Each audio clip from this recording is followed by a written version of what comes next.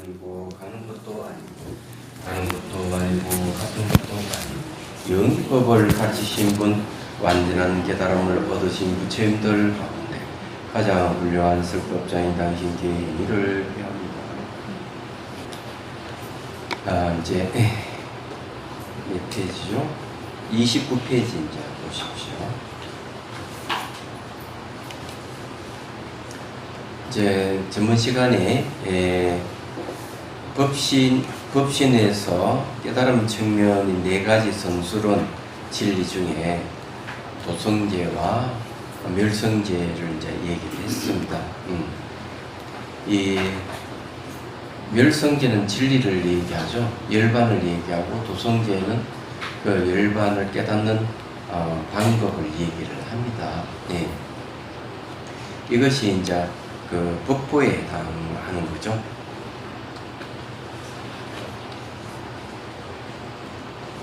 자, 그 다음 이제 여기 이제 좀 중요했습니다. 중간에 보면은 깨달음을 향해 하는 부분이 있어요. 이제 그것부터 하겠습니다. 깨달음을 향해 정진하고 있는 대성보살들, 성문성들, 그리고 홀로 깨달은 벽지불들은 수승한 모임 또는 성가라고 말한다. 산티데바는 이분들과 다른 모든 공경을 받을 만한 분들에게 존경의 예를 표한다. 불법성 3부에 기여한 뒤 산티데바는 이 논서에 보살들과 붓다의 가르침을 믿는 사람들, 즉 붓다의 상속자들이 실천한 내용을 담겠다는 의지를 분명히 한다. 결국 이 입보리 행론에서 이제 그 부처님이 이제 설하신 내용을 다 담겠다는 그런 의지가 있다는 거죠. 붓다에게는 세 부류의 상속자들이 있다고 한다. 육신의 아들인 나홀라, 가르침의 상속자들인 성문과 백지부들, 그리고 붓다의 마음의 상속자들인 보살들이다. 네, 육신의 아들은 역시 그 라울라도 부처님이 아들이기 때문에 상속자 중에 한 사람을 보는 거고, 그 다음에 이제 성문 영각의 이런 분들은 가르침을 전해받은 상속자를 보는 거죠. 근데 이제 보살은 마음의 상속자들이다. 이렇게 얘기를 하는데, 이게 이제 중요하죠. 대성은 마음을 대상으로 수행을 합니다. 그리고 마음의 본성을 깨달으려고 하는 것이죠. 그 이유가 뭐냐 하면은, 보이게 돌리는 이 세계 모든 게 전부 다 마음의 현상이기 때문에 그래요. 그리고 마음의 본성이 다르마, 진리이기 때문에 마음에다 초점을 맞춰서 얘기를 하는 겁니다. 여기서도 이제 바로 그 문제예요. 그래서 이 세 부류의 상속자들 가운데 제일 마지막 부류를 가장 중요한 상속자로 하는데, 그들이 모든 중생의 이로움을 위해 불성, 이 부처의 성품의 모든 수성한 자질을 갈망하며 연민과 공성의 완벽한 방편들을 실천에 옮기기 때문이다. 그래서 여기에 이제 이 내용도 보면은 중생들의 이로움을 위해 이런 말을 쓰고 있는데, 그러면 중생들 이로움을 위해서 실천하는 보살들은 그 이로움을 어디서 찾느냐 이러면은 바로 마음의 본성이 이제 공성이고, 마음에서 연민이 일어나기 때문에 마음에다 다 초점을 맞추고 있다 이러면 돼요. 방편이라 하는 것도 마음이 방편이 됩니다. 그래서 요 얘기를 할 수가 있습니다. 자, 이들이 산티데바가 붓다의 상속자들이라고 일컬는 자들이며, 그들의 숭고한 수행과 실천의 길이 이 문헌에 포함되어 있다. 자, 이제 우리가 입보리행론 이제 계속 첫 번째를 지금 해석하고 있는 거죠. 26페이지를 다시 한번 보십시오. 네. 이걸 이제 한번 봐야 이제 내용을 다시 아니까. 그 1번 해놓죠. 판위에 이르신 분들에게 그들의 지닌 법신에 그리고 모든 그들의 법의 상속자에게.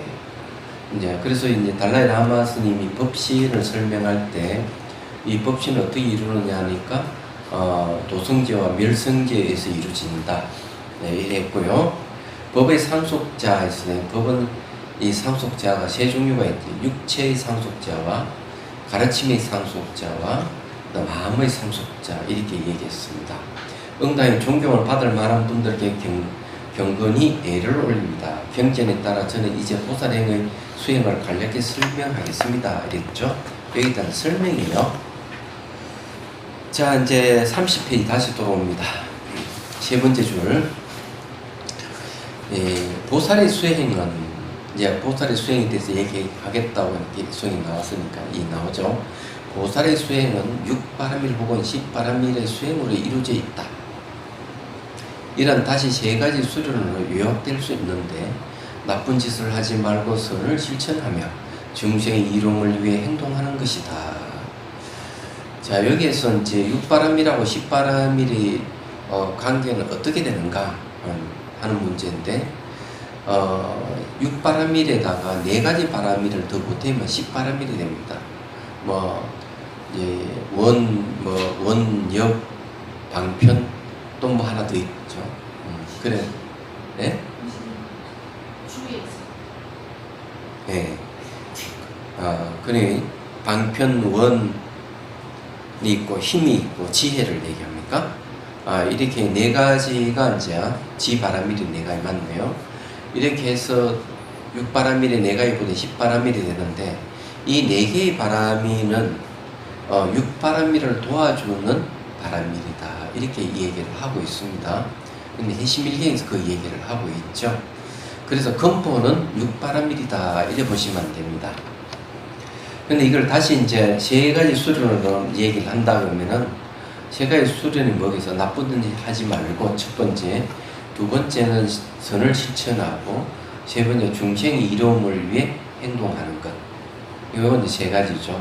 이거는 하나로 딱 연결시켜서 볼 수 있네요.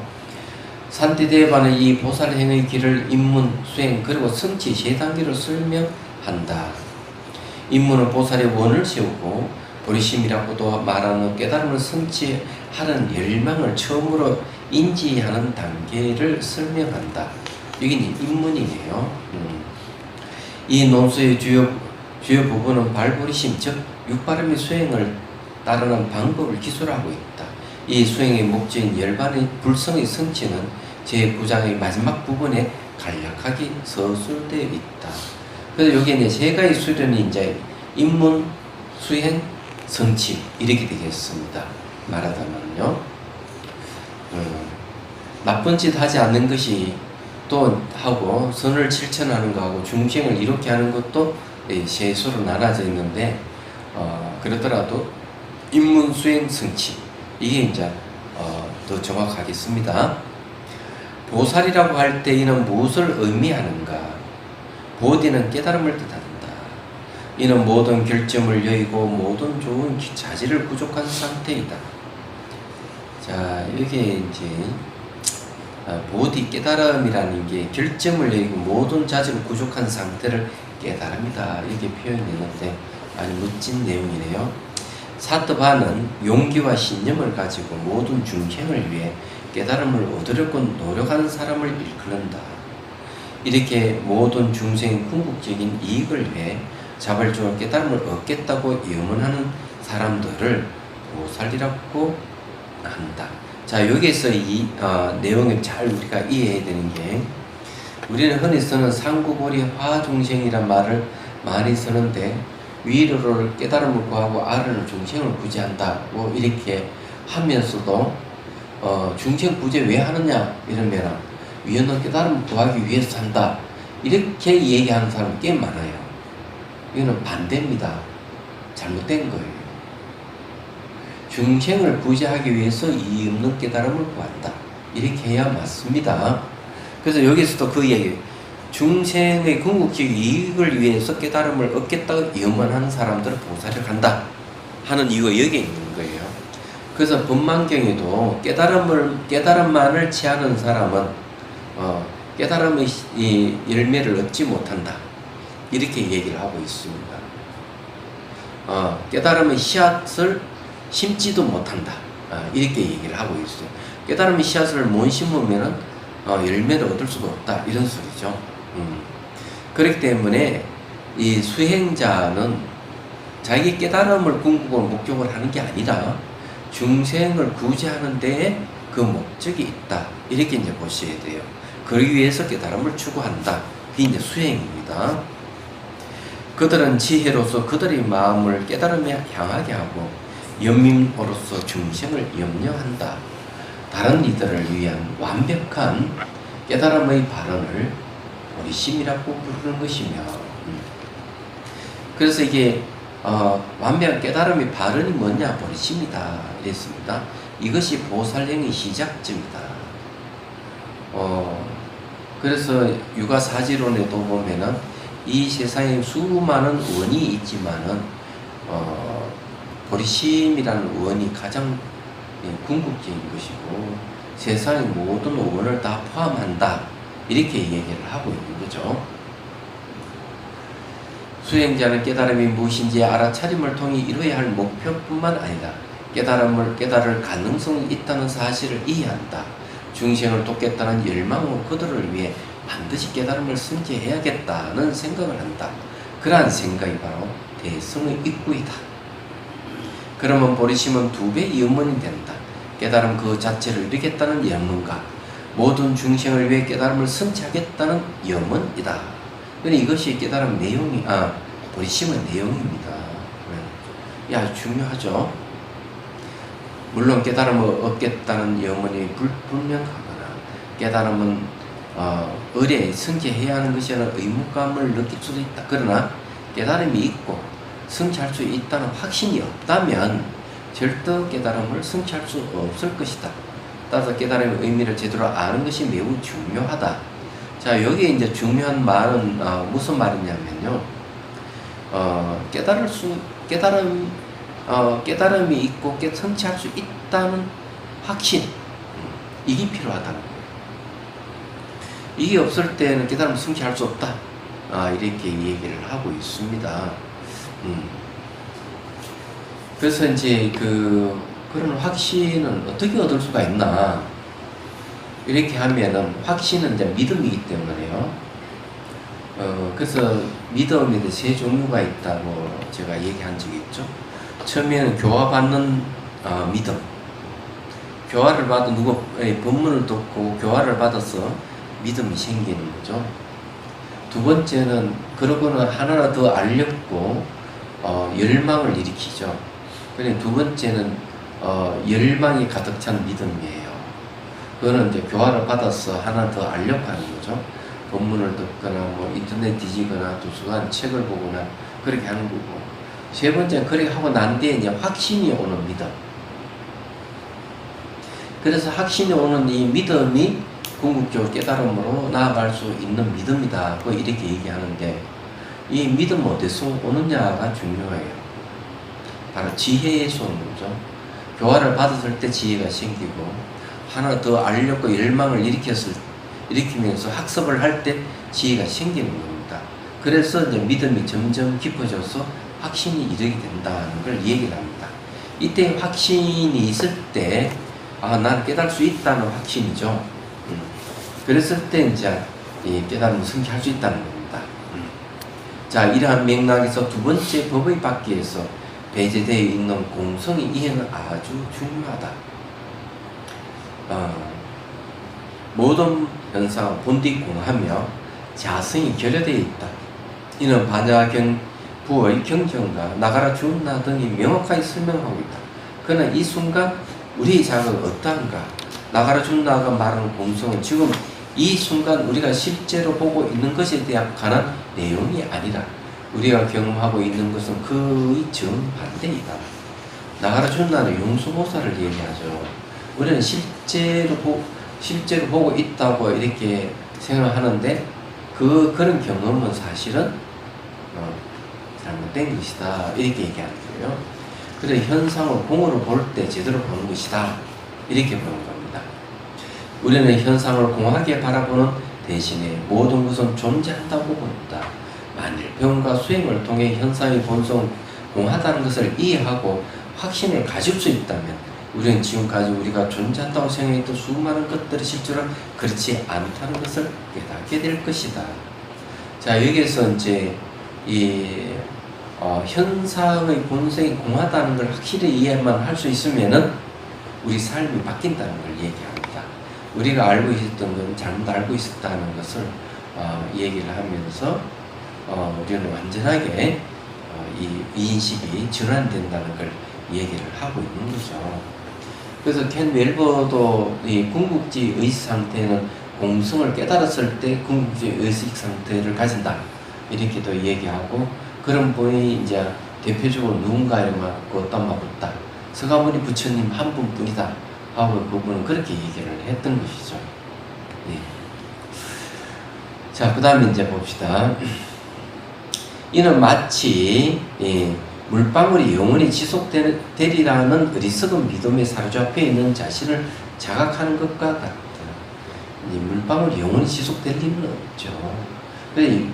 물방울이 영원히 지속된다고 생각하는 사람은 전부 어리석음의 믿음에 근거를 하고 있어요.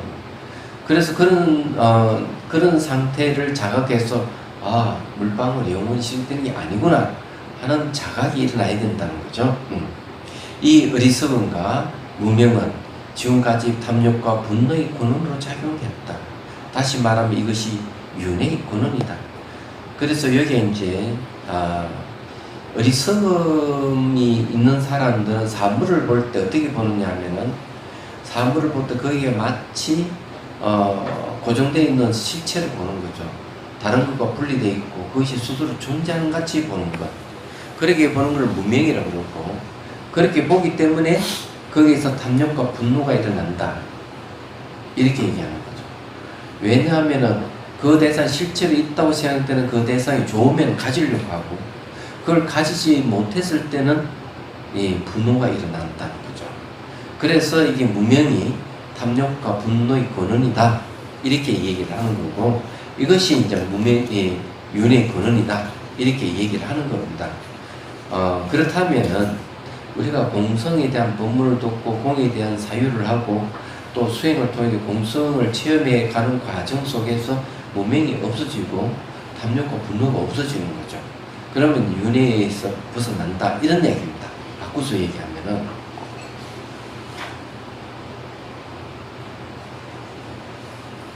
자, 그 다음에 봅시다.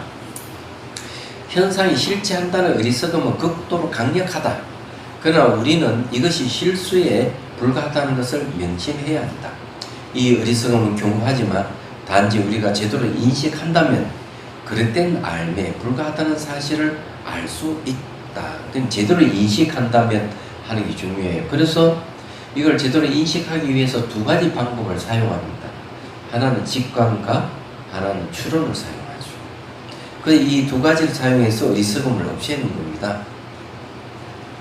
그 다음에 이와 정반대로 현상의 실제가 없다는 사실을 이해한다면 어떤 논박으로도 깨뜨릴 수 없는 진리를 인지한다고 말할 수 있다. 만일 어떤 이가 이 이해에 침묵해진다면 진리를 향해 무한히 발전할 수 있을 것이다. 이 이해가 발전하고 점점 더 강력해지면 현상이 실체한다는 잘못된 믿음을 제거하는 해독제로 작용할 것이다. 그러면 이 이해가 바로 지혜를 얘기합니다. 내가 그런 공성에 대한 이해가 생겼다는 것은 지혜가 생겼다 이런 얘기예요. 그렇기 때문에 잘못된 믿음을 제거할 수 있는 해독제다. 이렇게 얘기를 하는 겁니다. 그래서 여기서까지 얘기하는 게 이제 공성을 잘 알아야 된다는 걸 문의 얘기를 하고 있습니다. 이 사물을 어떻게 볼 것이냐 이랬을 때 공성을 봐야 된다. 공을 봐야 된다. 자, 이렇게 얘기를 합니다. 이것이 이제 탐욕과 분노와 어리석음에서 벗어나고 윤회에서 벗어나는 길이라는 걸 명백하게 얘기를 하고 있죠.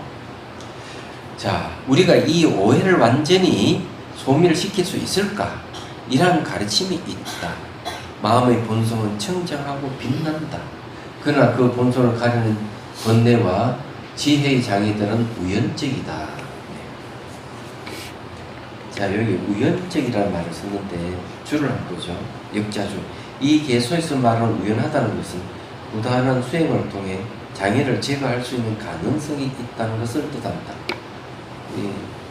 그러면 이 우연적이라는 용어를 이거 쓰면 안 돼요. 불표는 우연이란 말을 잘 안 써요. 이게 역자가 주석을 하면서 이게 좀 마음에 안 들었든지 이게 이제 번역하면서 이렇게 주석을 다는 겁니다.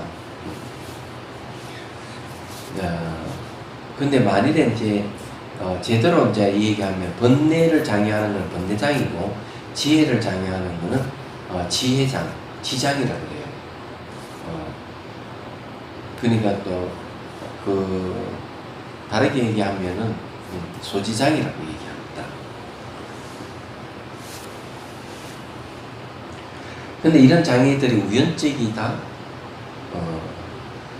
근데 이제 대승기 신원에서는 뭐라고 얘기하는가 하면 우연이란 말을 보다는 혼련이란 말을 씁니다. 혼련이 일어난다. 혼련이 생긴다.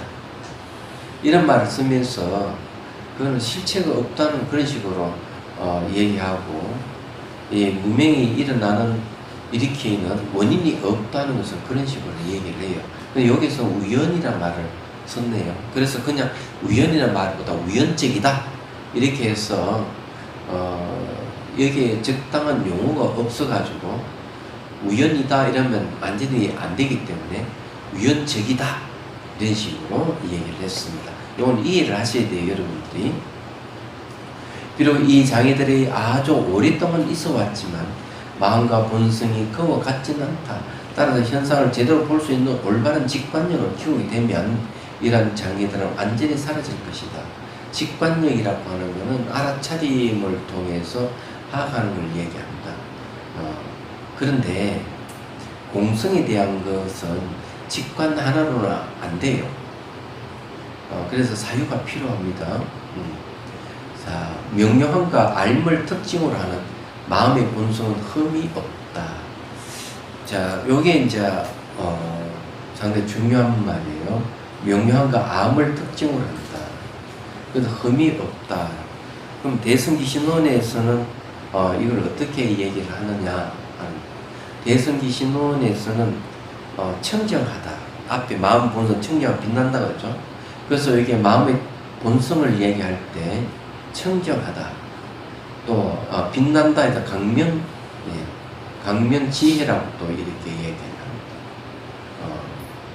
또 그것만 얘기하는 게 아니고 두루 비춘다고 해가지고 변조라는 말을 씁니다. 그리고 이제 변조라는 말만 쓰는 게 아니고 청량불변하다고 얘기해요. 청량불변, 청량해서 바뀌지 않는다.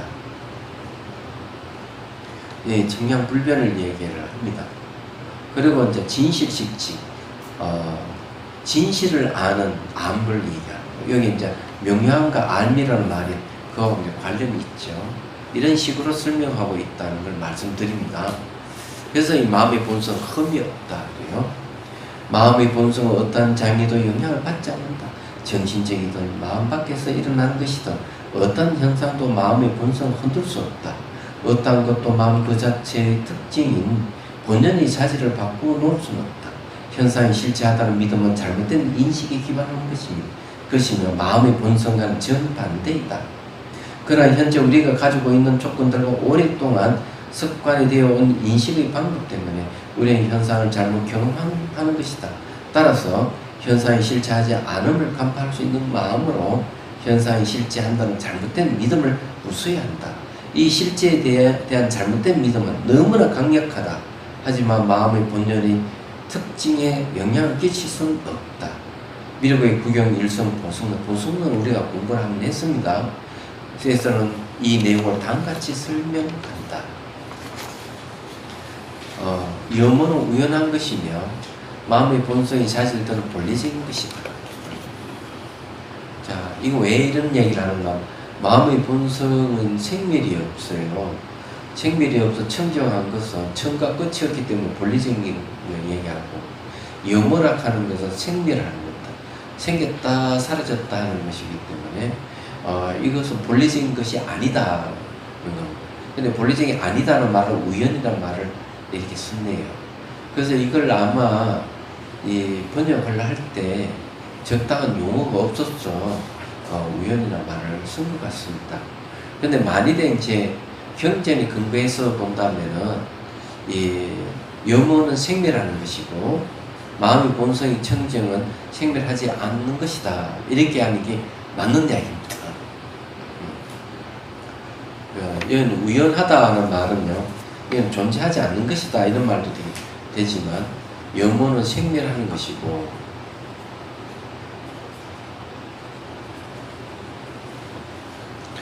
마음의 본성은 청정해서 청정하여 본래적이다.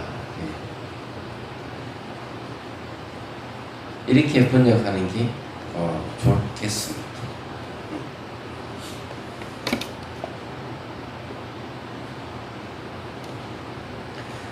자, 이 계속 많은 생각을 불러일으킨다. 이러한 장애는 마음으로부터 떼어낼 수 있는 것이기에 끊임없이 수행하고 해독제를 거듭해서 적용한다면 분명히 없앨 수 있다. 모든 번뇌는 뿌리째 뽑힐 수 있으며 이 번뇌들은 마음의 본성에 침투할 수 없으므로 아무런 흔적을 깊게 남겼더라도 제거할 수 있다. 자, 이 말은 굉장히 중요한 말이에요. 자, 이게 왜 중요한 얘기냐면요. 여기서 얘기하는 게 이제 그런 얘기입니다. 이 번뇌들은 마음의 본성에 침투할 수 없다. 이 말은 뭔가 하면요. 마음의 청정한 마음과 생멸하는 마음은 서로 만날 수 없다. 이런 소리 같은 얘기입니다. 그렇기 때문에 생멸하는 마음은 얼마든지 없앨 수가 있다. 이런 소리기도 해요.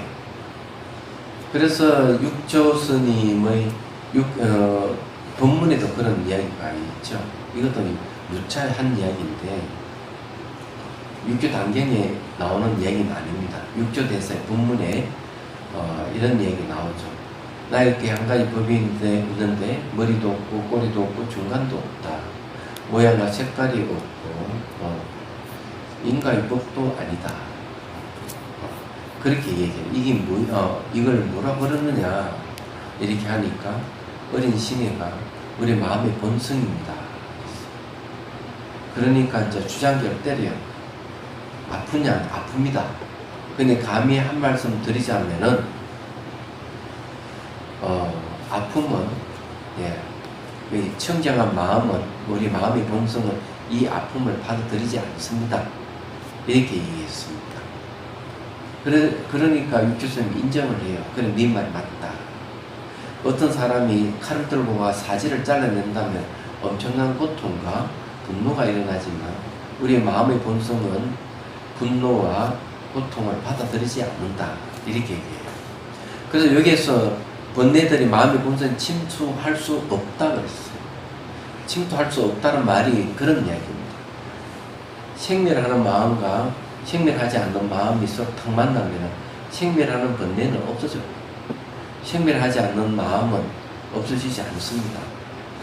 왜 그러는가? 그 자리에 모양도 없고 색깔이 있기 때문에 아무런 흔적을 안 남겨요. 얘기하잖아. 그래서 흔적이 남는다 하더라도 결국 그건 제거된다. 생멸하는 건 없어지지만 생멸하지 않는 건 없어지지 않기 때문에 그렇다. 이렇게 얘기하는 거예요. 자, 마음이 일한 번뇌와 습관적 성향으로부터 완전히 자유로울 때 비로소 모든 현상을 이해할 수가 있다. 이 자기 번뇌라든지 습관적 성향이 있으면요, 현상을 완전하게 이해 못합니다. 왜 그럴까? 머리는 이해하죠. 그래, 맞아. 무상이고 고고 무하고 멸반이고 불성이고 알아. 그런데 이 습관적 성향을 하루아침에 부수는 게 아닙니다. 번뇌가 하루아침에 뽑아지는 게 아니기 때문에 이거 늘 이제 사람들은 머리로는 이해하면서 몸으로 실천이 안 되는 게 너무 많아요. 그래서 이런 얘기를 하는 겁니다. 더욱더 하면서 올바른 방편을 섬으로써 이러한 일체지를 얻을 수 있는, 자, 일체지는 정각, 바른 깨달음을 얘기합니다. 일체지를 얻을 수 있는 잠재된 힘을 깨울 수 있다. 오직 마음과 대상 사이를 가로막는 장막이 있기 때문에 우리가 모든 현상을 제대로 알 수 없는 것이다. 마음과 대상 그 사이 뭐가 장막이 딱 쳐져 있다. 그게 무지겠죠. 그걸 이제 번뇌장, 소지장 얘기하겠죠. 이러한 장막을 걷어낸다면 더 이상 필요한 것은 없다. 바라봄과 인식함이 마음 자체의 특성이다. 이런 것도 이제 중요해요. 바라봄과 인식하는 그 자체가 인식하는 마음 자체의 특징이다. 그런데 그렇기 때문에 우리가 깨달음을 얻을 수가 있습니다. 마음이 존재하는 한 마음은 알의 능력을 갖추고 있다. 그러나 이 능력은 모든 장애가 사라질 때까지 그 본 모습을 드러내지 않는다. 이것이 바로 깨달음을 의미한다. 자, 여기 이제 마음이 이제 아는 능력이 있지만 이 모든 장애, 번뇌장과 소유장이 있으면 이 능력이 이게 드러나진 않아요.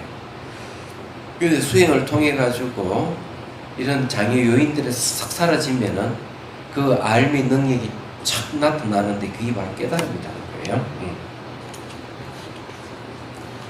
자, 만일 우리가 이러한 방식으로 생각한다면 깨달음을 향한 열망이 우리 안에 점점 더 커질 것이다.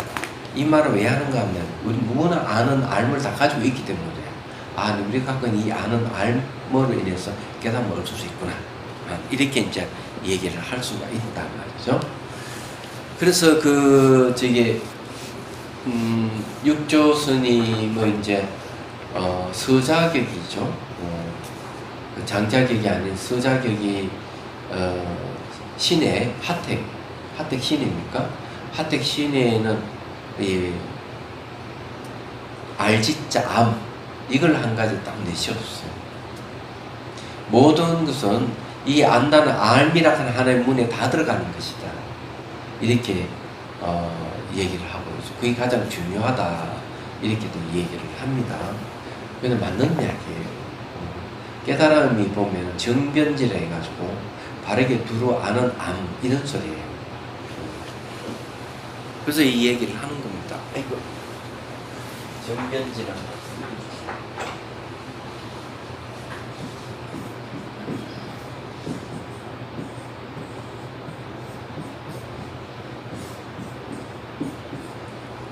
우리가 바른 깨달음,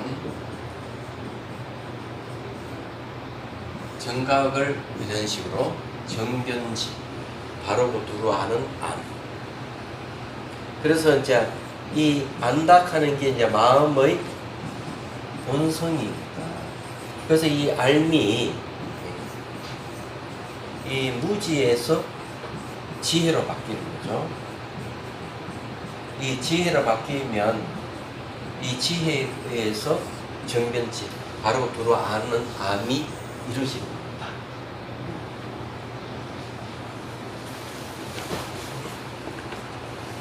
한 10분 정도 명상하고 시작하도록 하죠.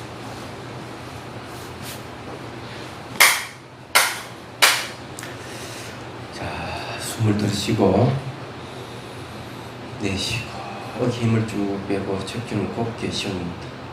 자, 시선을 곳곳이 잠시 두고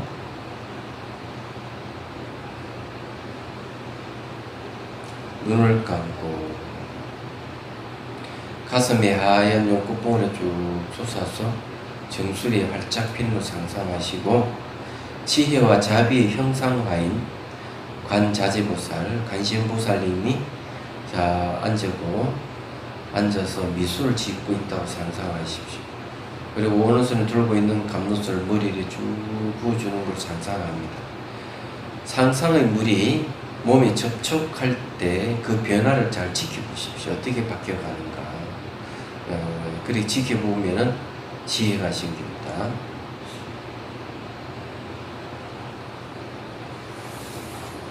자, 다음 구절 보죠. 다른 중생을 이익을 위해 일하겠다는 염은 내 대해서 논해보자.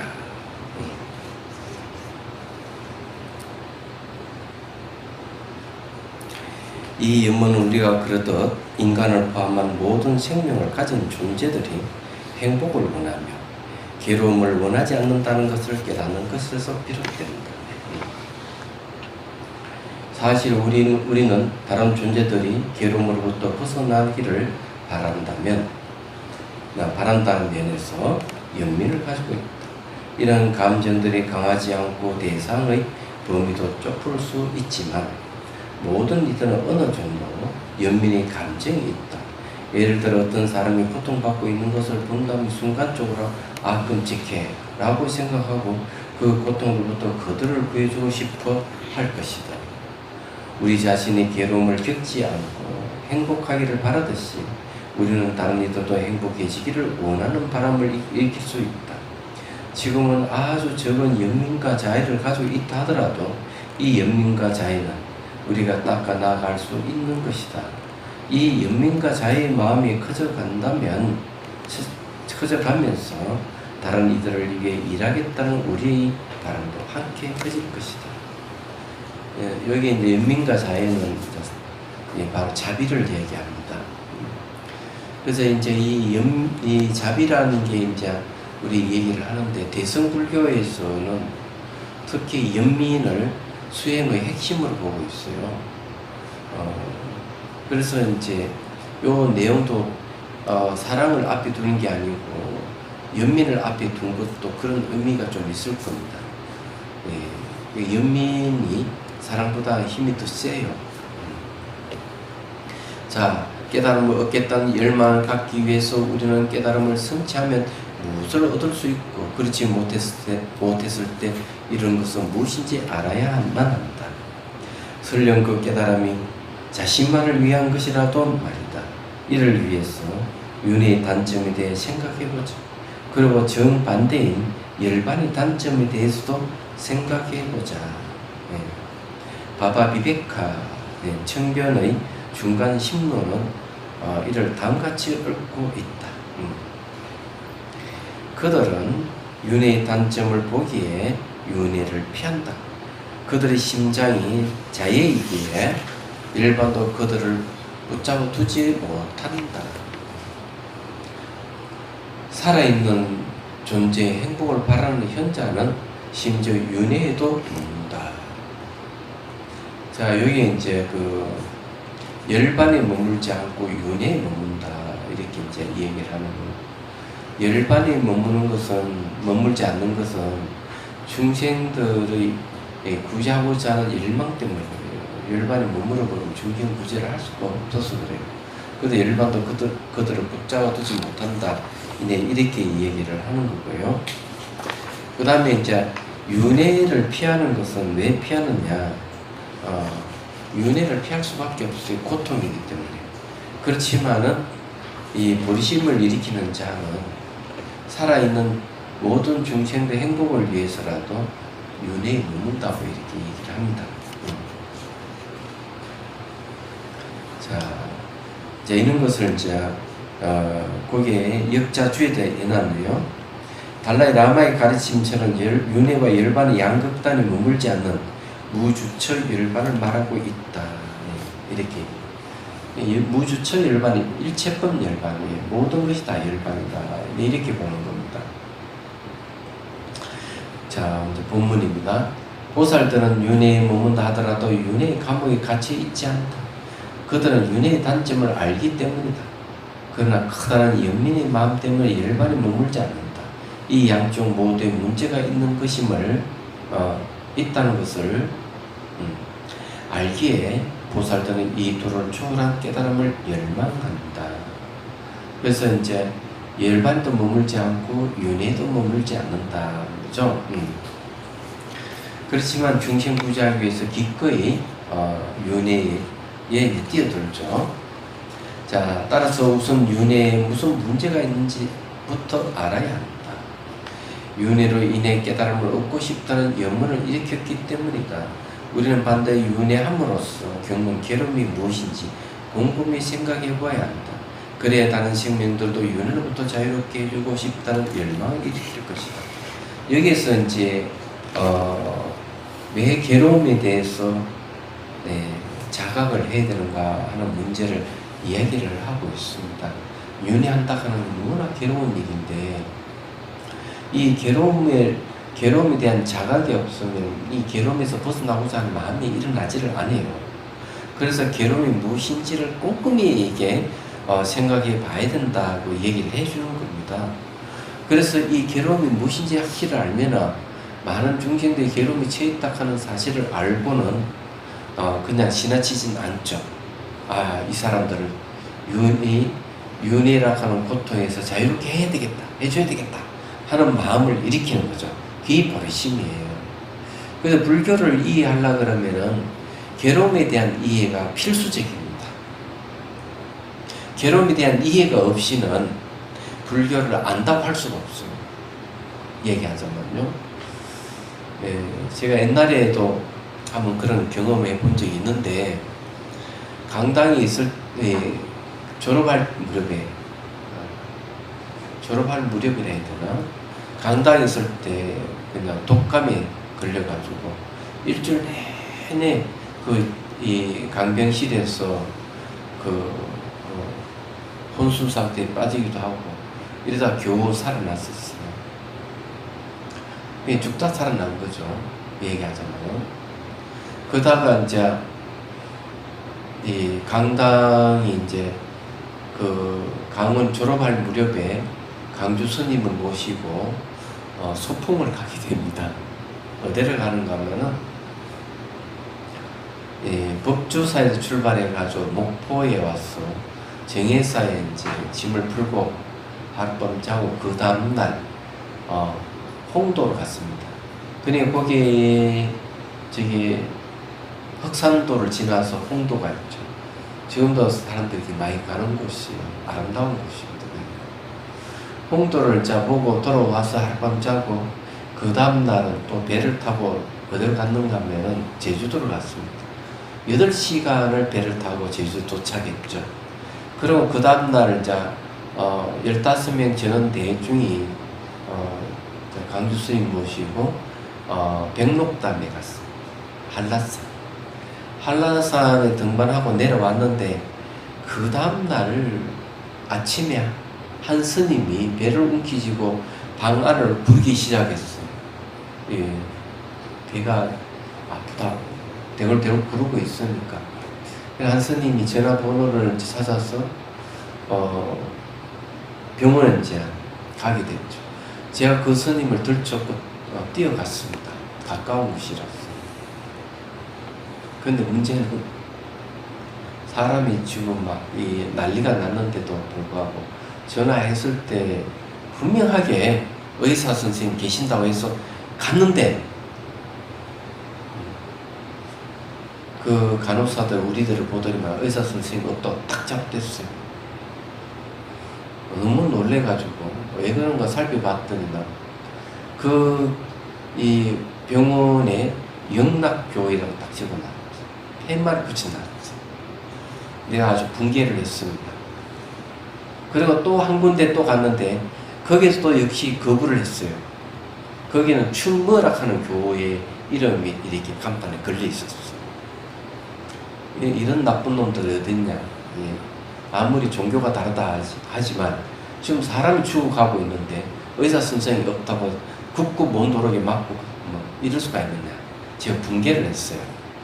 그러고는 정말 이름 없는 더 작은 병원에 갔죠. 근데 급성 면장이었어요. 면장이 터졌어요. 그래서 급히 수술해서 살아난 겁니다. 그래서 제가 왜 뛰었겠어요? 일주일 동안 죽다 살아나니까 아픈 사람 보니까 가만히 있지를 못했던 거예요. 내가 그 스님은 내가 키가 작은데. 어쨌든 그래 있는 거죠. 아파 본 사람이 아픈 사람 심정을 안다고. 그래서 이 괴로움에 대한 이해가 없으면은 불교라 하는 게 어떤 종교인지를 알 수 없습니다, 이게. 자, 그 다음에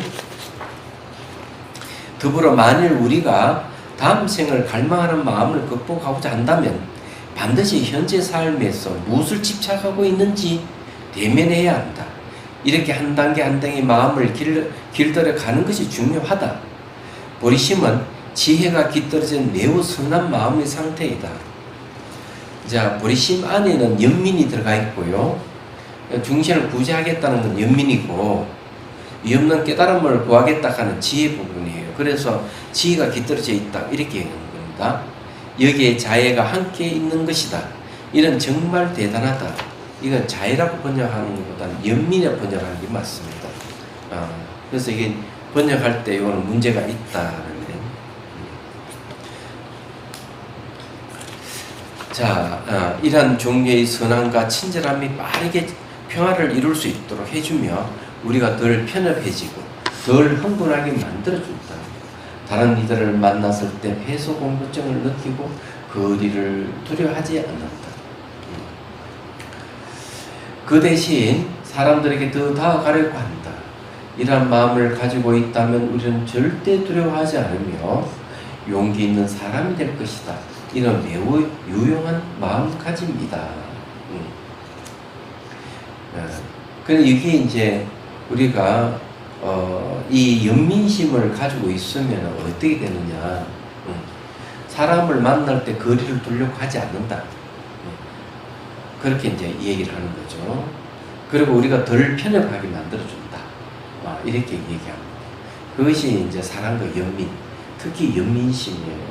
말하자면. 자, 이 보리 행로는 산티데바 혼자만의 생각을 모은 것이 아니며 경전을 그대로 옳고 있는 것도 아니다. 그보다는 경전들의 가르침을 요약한 것이라고 할 수 있다. 그래서 산티데바는 다음과 같이 말합니다. 여기서 나는 이전에 듣지 않는 어떤 것도 말하지 않을 것이다. 듣지 않는 것, 어떤 걸 말하지 않는다 하면 다 내가 부처님으로 들었던 것을 말한다는 얘기죠. 그리고 내게는 개송을 지을 재주가 없다. 따라서 이 글이 다른 이들에게 이익이 될 수 있으리라는 생각도 내게는 없다. 이 글은 오직 내 마음을 길들이기 위해서 쓸 뿐이다. 우선 자기를 수행하기 위해서, 내 자신을 닦기 위해서, 내 마음을 길들이기 위해서 이 글을 썼을 뿐이다고 했지만 이건 누구에게나 다 해당되는 말이죠. 자, 오늘 여기까지 하고 2번은 이제 다음 시간에 다시 하도록 하겠습니다. 질문 있으면 하십시오.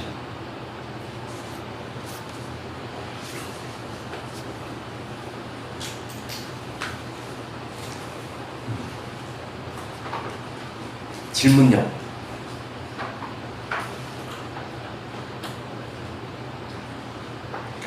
저 없어요? 참. 착한 사람만 있어. 질문을 안 하는. 그런데 이제 오늘 했던 내용의 요약을 하자면 중요한 마음의 본성이 명료한가, 알, 청정심, 반함 이런 걸 이제 얘기를 했는데 이게 이제 공성하고 관련되는 것이고, 공성이라는 걸 통해서 우리 보리심을 일으켜야 된다는 걸 이제 얘기를 하고 있어요. 그래서 이제 중생의 고통을 생각하면 연민심이 일어나고 연민심에 의해서 보리심이 일어난다는 걸 여기서 얘기를 하는 거고요. 우리가 수행하는 목적은 어디 있는가 하면은 바로 중생 구제하는 데 있다. 그러기 위해서 이 없는 깨달음을 구하는 것이다. 이제 이렇게 얘기를 하는 거죠. 괴로움을 이제 잘 알아야 된다고 얘기하는 게 아주 중요하다는 걸 설명했습니다. 휴식하겠습니다.